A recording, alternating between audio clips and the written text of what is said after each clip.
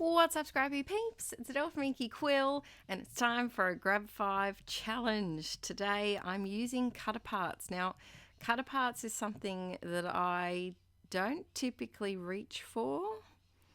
I do struggle with cut aparts a little bit. We're also using some wood veneer and a paper pad, a little 6x6 paper pad, the last little bits of enamel dots, and washi tape. That was my fifth one. So this is the PL page that we're working on today, and please excuse the rainbow lorikeets outside my window. There is some hectic turf wars going on in the trees outside my window, and they are going a little bit crazy. I'm not sure if the microphone can pick them up, but the squawks are getting very loud. So we're working on some project life today, and I would love to know how you approach cut aparts. Do you cut them apart first and keep them maybe with the embellishments from that collection? Or do you leave it as a large piece of paper and just cut them off as you need them? Or do you just avoid cut apart pages altogether?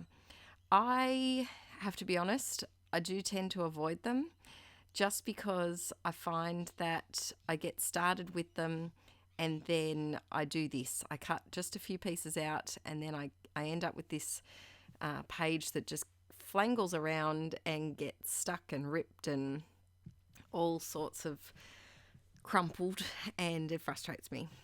But I would like to use them more often.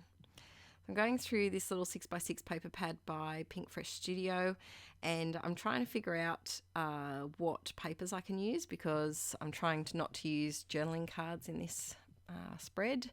And I'm going through and picking some pattern papers. I thought I'd start with the cut aparts first, just because they were a little more bolder, so they kind of command your attention a little bit more than the background papers.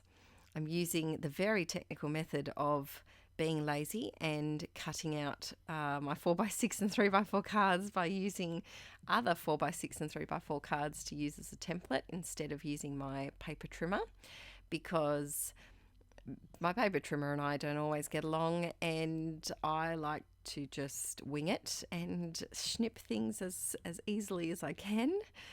So for this first one, I've just got a really simple background, just a nice blue background, not too busy, coordinates with the blue of the sky in that photo. And I'm using, I think I've mentioned in a recent video that whenever I have an outdoors type photo, because I'm not really an outdoorsy type person, I like to use as much green and as many outdoor themed embellishments as I can, because, like I said, a lot of my photos are taken inside and that's where I prefer to be. This little guy, on the other hand, would be happy to live outside in a little tree house for the rest of his life, because he loves grass, dirt, trees, climbing, rocks, anything to do with outdoors. That's definitely his preferred space, which is all good. He still loves bacon and pasta and potatoes, so we can bond over those things. And he can teach me to enjoy the outdoors a little bit more. I don't think I will ever love it as much as he does, but I can tolerate it a bit more now since having him. I decided to bump the Great Outdoors cut apart up on some craft foam, and I really like the way that it kind of separates it from the photo and makes it a little bit more important. Sometimes when I'm using cut aparts, because the pieces are usually large compared to the stickers and ephemera pieces that I use, I like to do something special with the cut apart because it is so giant. Whether that's bumping it up on some craft foam, or sometimes I'll do a doodly border around the outside, just something to make it a bit spesh. And I needed to add a bit of journaling. I could have just journaled on this background paper because it was quite pale, but I decided to add a little label poking out from the side and do some sideways journaling. It's always fun to swap up the journaling every now and then and do a a random sideways tag, and I love the way this label kind of looks like a tab poking out from behind the Great Outdoors cut apart piece. So I love the way that card turned out. And then I'm trying to add this little wood veneer, and it wasn't working, so I abandoned that promptly.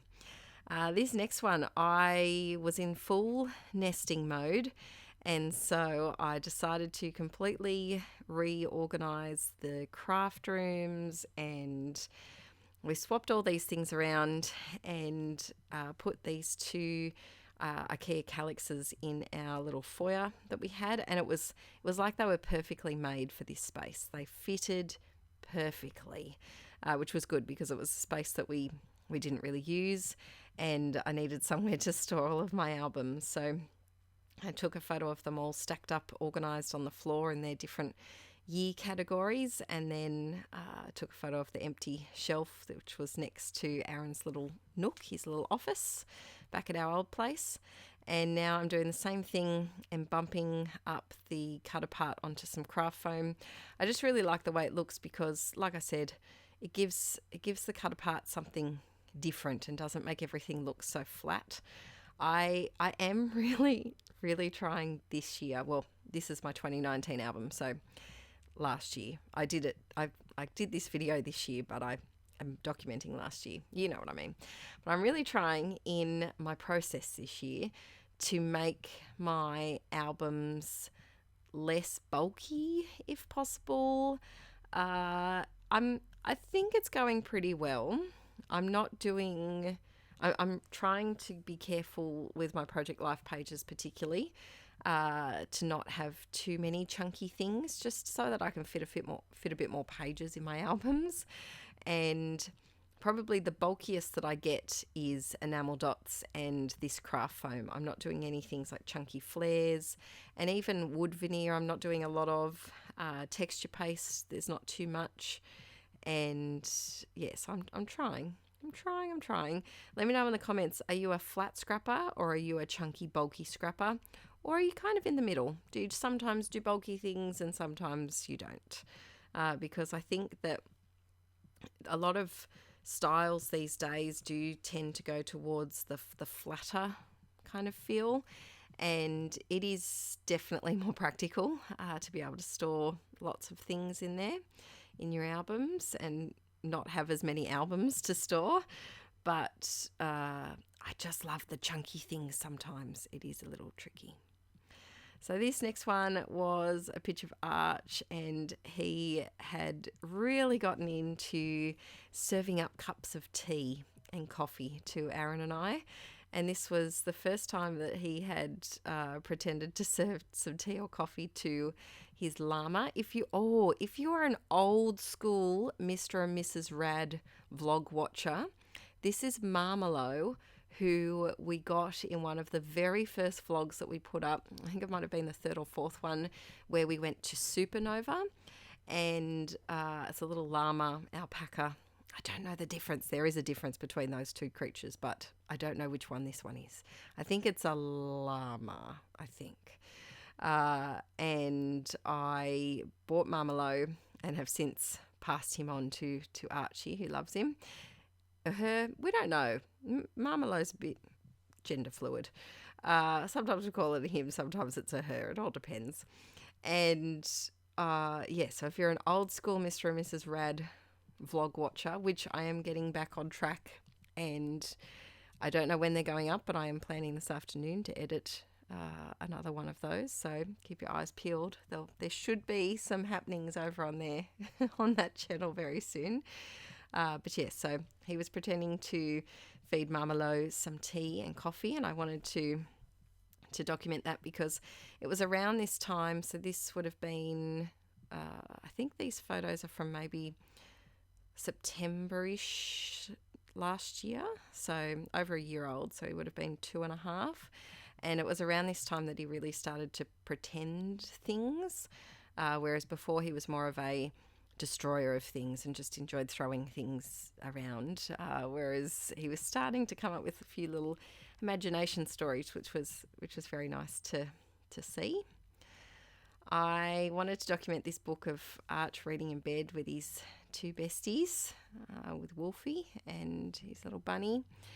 And I decided to use the Chill cut apart, and I chopped it into a bit of a flag design, and I stapled it on, not for any particular reason. I just thought it might give a bit of a different look, try something a bit new. And then a tiny little label down the bottom. These labels are from Ellie's Studio, and I love them because they're nice and tiny, and they're stickers, which I just find so much easier to use than ephemera pieces because they're already adhesive, which makes it a lot quicker to use.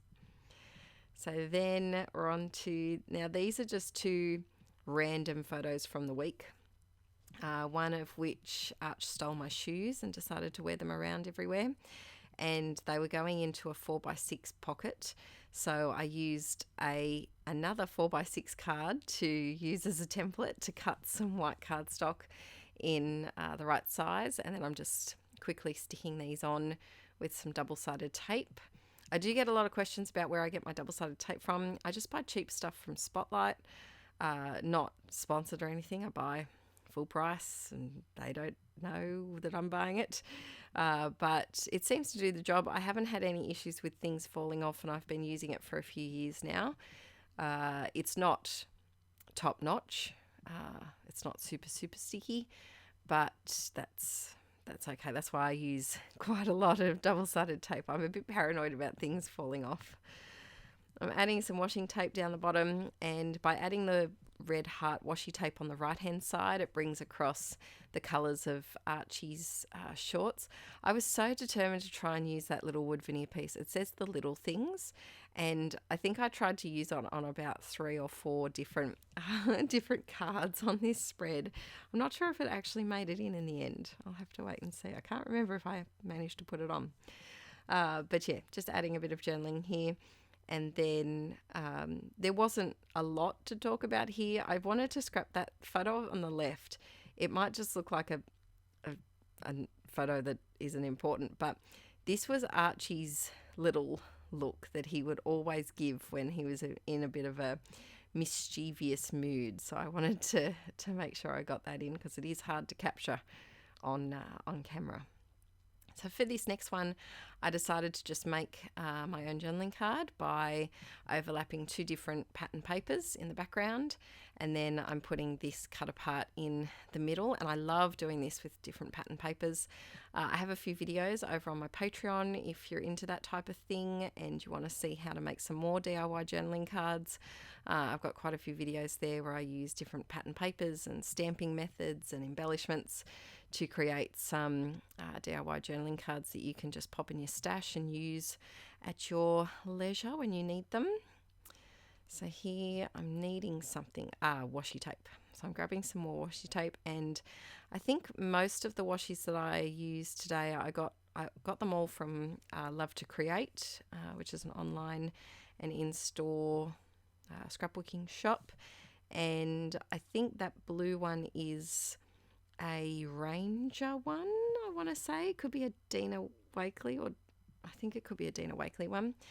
And you can see with the enamel dots, I'm using the same colours over and over again, and it really does help to add a little bit of cohesiveness across the page.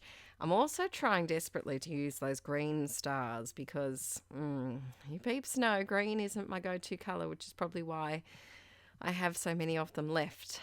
So I'm really trying to incorporate them, especially on a page like this that does have a few little hints of green in the photos, and I'm trying to make them work. So now I had taken a photo, I think for Instagram, of a whole bunch of my markers, and we call them texters, but a whole bunch of texters, and I wanted to do something. I'm fighting with my glue. What's new, peeps? What's new? I wanted to just do kind of a pretty bit of embellishing. I didn't need too much. Now, to save my glue here, I am using a bookmaking tool, which you shouldn't do. Don't do this because it totally stuffs up the tip of the bookmaking tool. It's called an awl. And yeah, I wouldn't I wouldn't recommend that. I would just recommend getting a new glue, which is what Pastor Dell should have really done. I actually need to find some more glue. I haven't got any left in my stash. Ah. So I'm adding a few little embellishments here, and I love to, with these wood veneers, this is an old one. I have no idea where I got it from. Probably some sort of kit, but I do enjoy kind of jazzing up wood veneer, either with paint pens. I think it's a really quick and easy way that you can completely transform a wood veneer. If you're not a fan, a lot of people aren't a fan of the wood look, but I also love with those wood veneers that have the peekaboo hole. It's always also fun to layer a bit of washi tape or pattern paper behind as well, because it completely transforms it. So we've reached the end of the video, peeps. Please give this video a thumbs up if you enjoyed it. It really does help my channel out. It helps me to be discovered by other scrappy peeps who haven't come across my channel before. It helps my video pop up in their recommended videos, and it's a really free and easy way that you can help me out.